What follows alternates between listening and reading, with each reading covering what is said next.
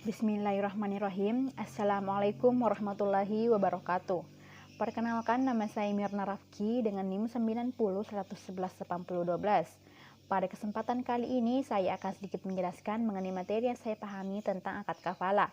Langsung saja masuk kepada pembahasan yang pertama, yaitu definisi kafala.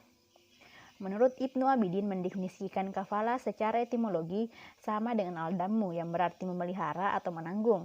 Hal tersebut sesuai dengan yang terdapat dalam Al-Quran surah Al-Imran ayat 37 yang artinya Allah menjadikan sekarya pemeliharaannya. Selain itu, menurut Al-Haskafi mendefinisikan kafala sebagai jaminan atau garansi yang diberikan seseorang kepada orang lain terkait dengan jiwa atau harta yang digasap dan sejenisnya.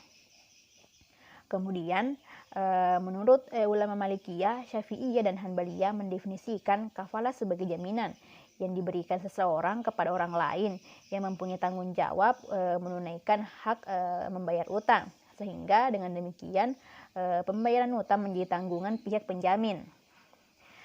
Dengan demikian, kafala dapat dikatakan sebagai jaminan atau garansi yang diberikan oleh penjamin kepada pihak ketiga atau pemberi jaminan untuk memenuhi tanggung jawab atau kewajiban dari pihak kedua. Nah, hal ini sesuai dengan yang terdapat dalam Komplikasi Hukum Ekonomi Syariah di dalam pasal 20 ayat 12. Selanjutnya yaitu contoh dari akad kafala. Nah, misalnya si A ini berutang kepada si B. Kemudian si B merasa ragu atau merasa was-was bahwa apakah si A mampu untuk melunasi utangnya tersebut. Nah, dan kemudian sehingga si B ini membutuhkan seorang penjamin yang akan bertanggung jawab mengenai pembayaran utangnya si A. Maka temannya si A, misalkan saja di sini ialah si C yang akan menjadi penjamin dari proses utang piutang tersebut. Selanjutnya yaitu dasar hukum kafala. Nah, dasar hukum kafala tentu terdapat dalam Al-Quran. Salah satunya dapat dilihat di dalam Quran surah Yusuf ayat 72. Yang artinya penyeru itu berkata, kami kehilangan piala raja, dan siapa yang bisa mendapatkannya kembali maka akan memperoleh bahan makanan seberat beban unta, dan aku menjamin terhadapnya.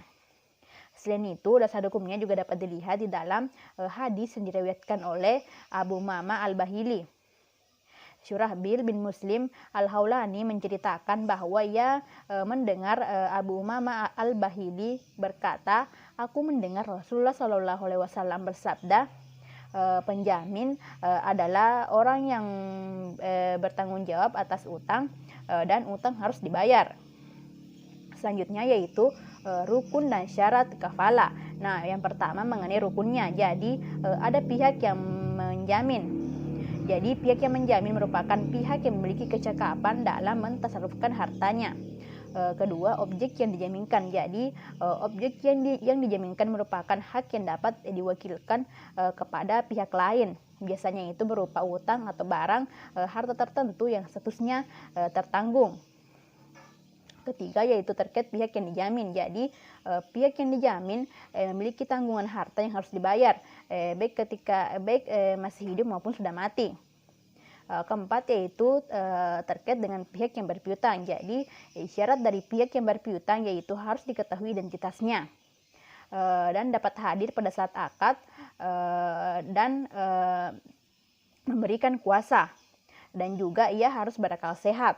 Yang kelima yaitu terkait sigat, ijab, dan kabul. Jadi ada ungkapan baik itu tulisan maupun dengan lisan ataupun dengan cara isyarat untuk menunjukkan kehendak para pihak yang akan melakukan akad kafala. Selanjutnya yaitu terkait dengan syaratnya. Jadi yang pertama yaitu syarat terkait pihak penanggung. Jadi pihak penanggung harus cekap hukum, artinya ia balik, berakal, dan sedang tidak dalam keterpaksaan, serta pihak penjamin harus mengetahui objek yang dijaminkan. Jadi harus ada majelis akad sehingga diketahui siapa dan objek apa yang akan dijaminkannya. Selanjutnya yaitu yang kedua, syarat terkait pihak yang berutang. Jadi pihak yang berutang ia dan wakilnya ia dan wakilnya mempunyai kemampuan untuk menyerahkan objek yang dijaminkan, serta pihak yang dijamin harus diketahui oleh pihak penjamin. Ketiga yaitu syarat terkait pihak yang diberi jaminan. Jadi ia merupakan pihak yang jelas, dan juga cekap hukum, dan harus ada pada saat akad, berakal dan tidak disyaratkan harus balik. Artinya apabila ia merupakan anak-anak maka ia harus memayyiz. Keempat yaitu syarat terkait objek kafalah. Jadi objek kafalah merupakan utang yang mengikat, sesuatu yang harus dipenuhi, sama halnya seperti utang yang harus dipenuhi.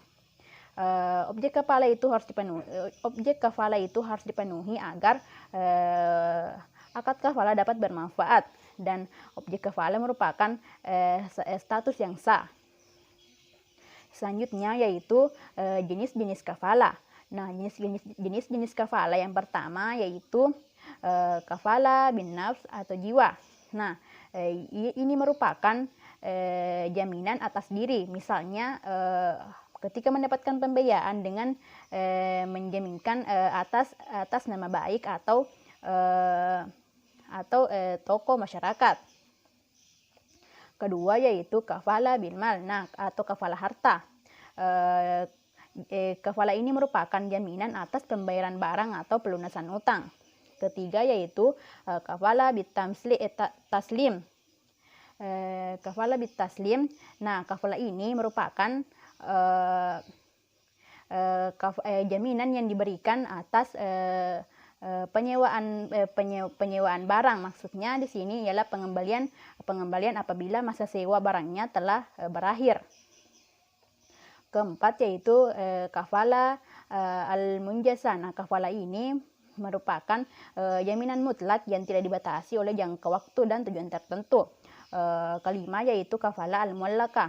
Nah, kafalah ini merupakan penyederhanaan dari kafalah al-munjazah. Selanjutnya yaitu implementasi kafalah dalam lembaga keuangan syariah. Jadi kafalah diterapkan di lembaga keuangan syariah, khususnya harusnya di perbankan syariah, di mana pihak bank syariah bertindak sebagai penjamin dan nasabah bertindak sebagai pihak yang dijamin. Kemudian nasabah atau di sini maksudnya bank syariah akan mendapatkan fee dari garansi atau jaminan yang diberikannya kepada nasabah. Kemudian produk kafalah yang diberikan bank syariah kepada nasabah ialah dalam bentuk garansi.